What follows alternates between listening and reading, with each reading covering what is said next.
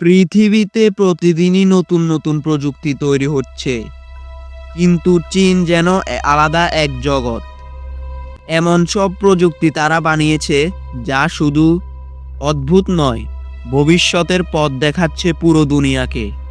আজ জানবো এমন 3টি চীনা প্রযুক্তির কথা, যেগুলো দেখলে আপনি সত্যিই অবাক হবেন। শেষের প্রযুক্তিটা এতটাই অবিশ্বাস্য, দেখলে মনে হবে ভবিষ্যৎ যেন এখনই এসে গেছে। তো চলুন শুরু করি আজকের রহস্যময় প্রযুক্তির গল্প। প্রথমে আসি এমন এক গাড়ির কথায়, যা শুধু মাটিতে নয়, আকাশেও উঠতে পারে। চীনের তৈরি এক্সপিংক X2 নামের এই গাড়িটি দেখতে অনেকটা ড্রোন আর স্পোর্টস কারের মিশ্রণ। দুজন মানুষ এতে চড়তে পারে, আর কয়েক সেকেন্ডেই এটা আকাশে উঠে যায়। গাড়িটিতে আছে 8টি প্রপেলর আর রয়েছে অটো পাইলট সিস্টেম, যা নিজে থেকেই উঠতে ও নামতে পারে। 2023 সালে দুবাইয়ে এর সফল পরীক্ষায় হয়েছে। হয়তো কয়েক বছর পরে আমরা এমন গাড়ি রাস্তায় দেখতে পাবো, যা ট্রাফিকের ওপর দিয়েই উড়ে যাবে।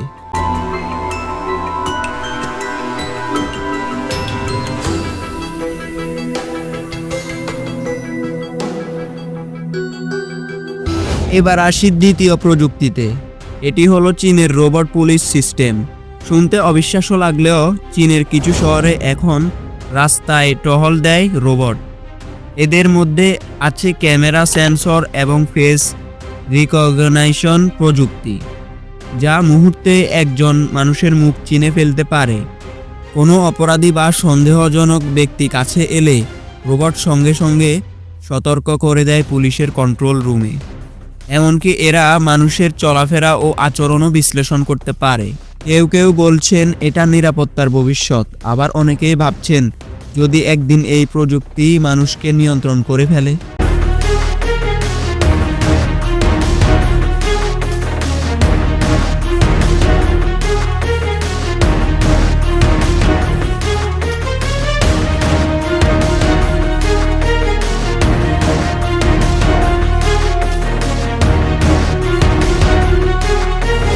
তৃতীয় প্রযুক্তি, চুম্বকীয় ট্রেন, যাকে অনেকে বলেন আকাশে ভাসমান ট্রেন।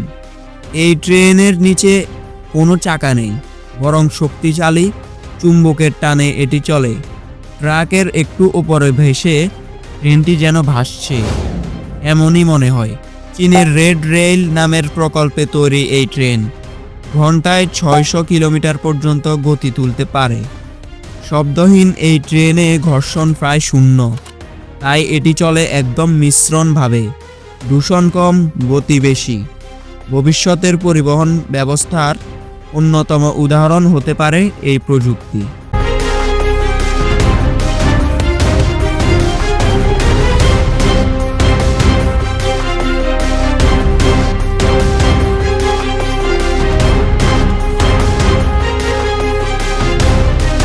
তো এই ছিল চীনের 3টি অবিশ্বাস্য প্রযুক্তি, যা ভবিষ্যতের দিকটা একদম বদলে দিতে পারে।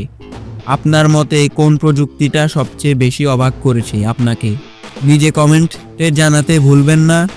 আর যদি চ্যানেলে নতুন হয়ে থাকেন, তাহলে সাবস্ক্রাইব করে আমাদের পাশেই থাকুন, কারণ আমরা নিয়মিত নিয়ে আসছি পৃথিবীর রহস্যময় প্রযুক্তির গল্প।